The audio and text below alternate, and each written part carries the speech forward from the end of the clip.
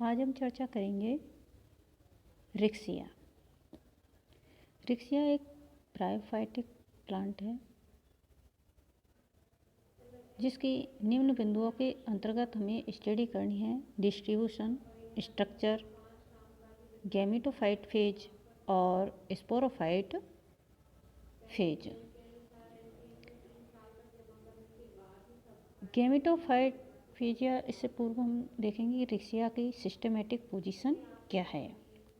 तो रिक्सिया की systematic position की यदि बात करें तो इस प्रकार से इसका डिवीजन है: ब्रायोफाइटा, क्लास हेपेटिकोप्सिडा, ऑर्डर मार्किंसिया, फैमिली रिक्सीसी और जीनस रिक्सिया।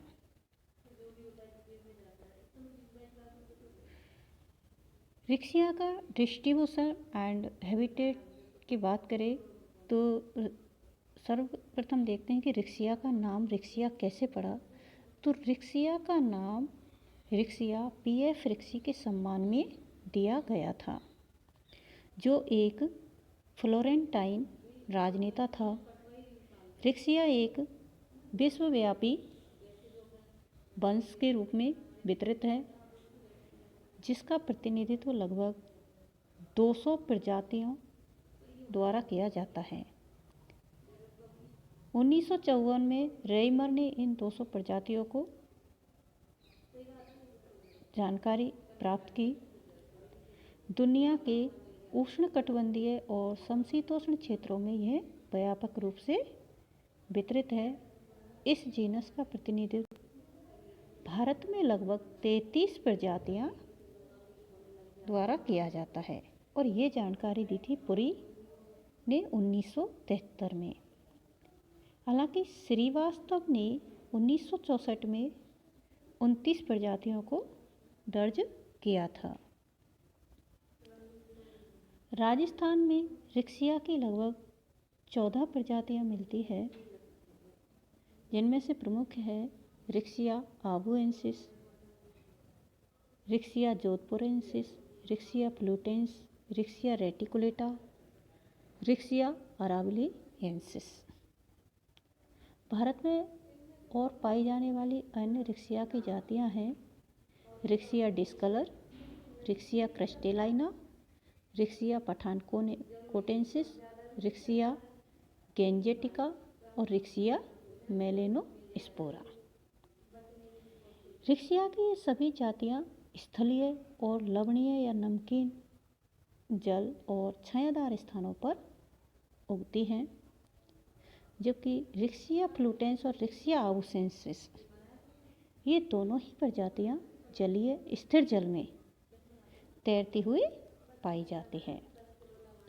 रिक्सिया रेटिकुलेटा शुष्क आवासों में पाई जाती है। रिक्सिया की जो अधिकतर जो स्पीशीज है वे अक्टूबर से जुलाई से अक्टूबर तक के जो सीजन है उसमें मिलती है, लेकिन रिक्सिया टेलाइना शीत ऋतु में मिलती है।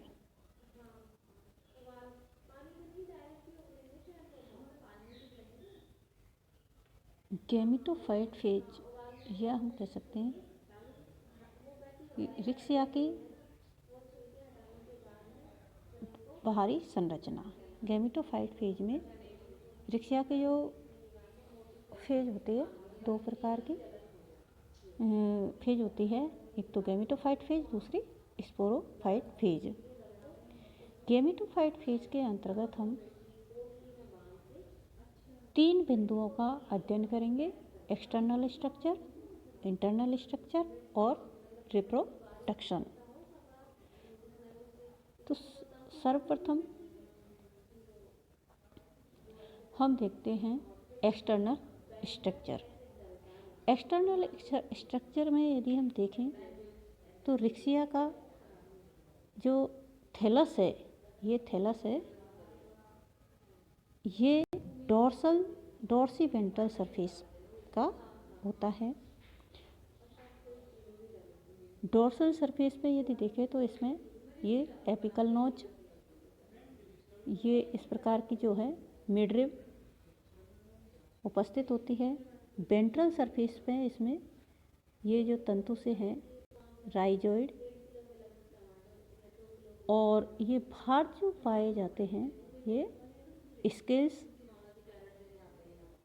और ऊपर ये है एपिकल नॉच प्रेजेंट होती हैं, जैसा इस चित्र में भी दे रखा है। स्केल्स, राइजोइड और मिडरिब इसके प्रमुख बाहरी संरचना के तत्व है। और इसमें जो स्केल्स होते हैं, स्केल्स और राइजोइड होते हैं, में दो प्रकार के होते हैं, स्मूथ वाल्ड और ट्यूबरकुलेटेड। आंतरिक संरचना, रिक्सिया के इंटरनल स्टेज में या इंटरनल स्ट्रक्चर में हम दो क्षेत्रों के बारे में बात करते हैं। फर्स्ट है प्रकाश संश्लेषी क्षेत्र या फोटोसिंथेटिक रीजन। सेकंड है संचयी क्षेत्र या स्टोरेज रीजन।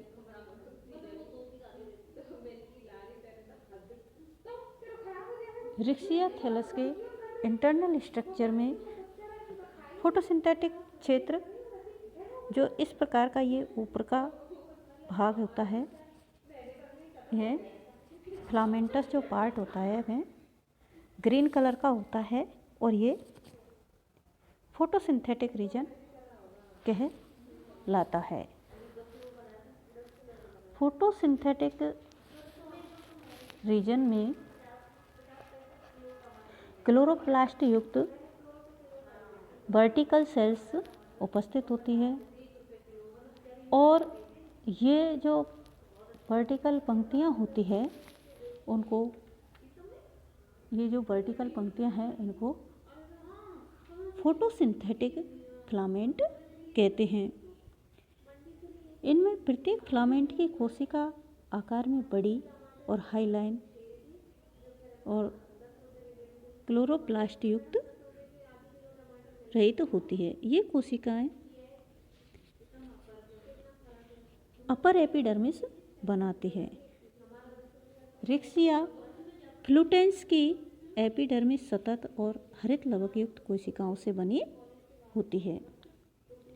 प्रकाश संश्लेषी तंतुओं के बीच जो सकरा क्षेत्र होता है, जैसे रिक्सिया पठानकोटेंसिस में, रिक्सिया हिमालयनसिस में, और रिक्सिया रोबस्टा और रिक्सिया क्रूसियाटा में ये वायु कोष्ठ पाए जाते हैं।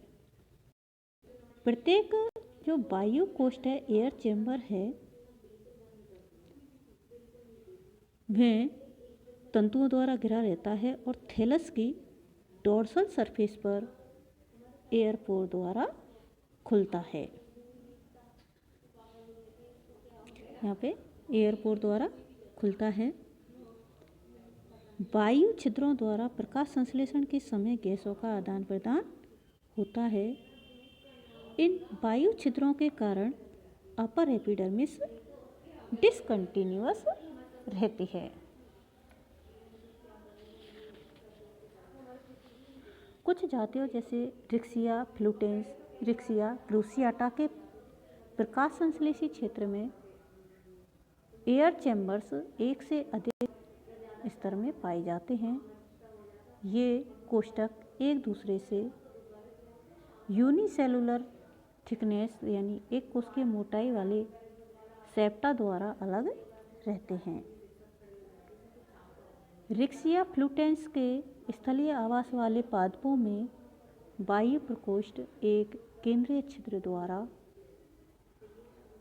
अपाक्ष सतहों पर खुलते हैं, जबकि जल निमग्न जातियों में वायु प्रकोष्ठ बाह्य त्वचा द्वारा पूर्णतः बंद रहते हैं। जो बीच बीच में दो फिलामेंट्स के बीच में जो स्थान है, ये वायु प्रकोष्ठ कहलाते हैं।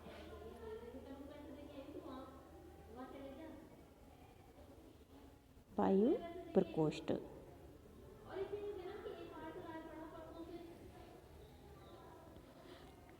नेक्स्ट है संचयी क्षेत्र। संचयी क्षेत्र की यदि हम बात करें तो ये क्षेत्र, ये जो वाला भाग है, ये संचय क्षेत्र कहलाता है, जो रंगहीन मृदुतकीय कोशिकाओं से बना होता है। इस क्षेत्र की कोशिकाओं में हरित लवक अनुपस्थित होता है और अंतरकोशिकीय अवकाश नहीं पाए जाते हैं। इन कोशिकाओं में संचित भोजन स्टार्च के रूप में पाया जाता है। इसी कारण इस क्षेत्र को संचय क्षेत्र या संग्रहण क्षेत्र कहते हैं। इस क्षेत्र की सबसे निचली परत, जो ये नीचे की परत है, और एपिडर्मिस कहलाती है और कोशिकाओं की एक पंक्ति से बनी हुई दिखाई देती है। लोअर एपिडर्मिस से ये स्केल निकले हुए रहते हैं और राहिजोइड भी निकले हुए रहते हैं। तो इस प्रकार से रिक्सिया के थैलस की जो आंतरिक संरचना है, उसमें दो क्षेत्र होते हैं। फोटोसिंथेटिक क्षेत्र, जो हरा भाग होता है, और रंगीन भाग संचय क्षेत्र कहलाता है, जिसमें भोजन संग्रह होता है। और इस भोजन संग्रह के कारण ही इस क्षेत्र को संचय क्षेत्र कहते हैं। Thank you.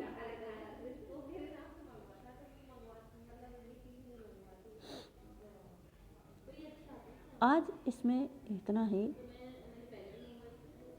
नेक्स्ट क्लास में हम स्टडी करेंगे गैमेटोफाइटिक फेज की।